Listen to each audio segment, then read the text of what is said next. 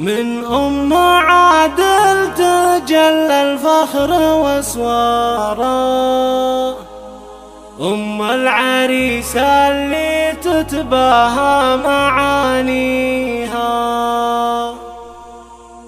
في حفل رائد والدها زفت بشاره، الطيب عنوانها والحب ناديها.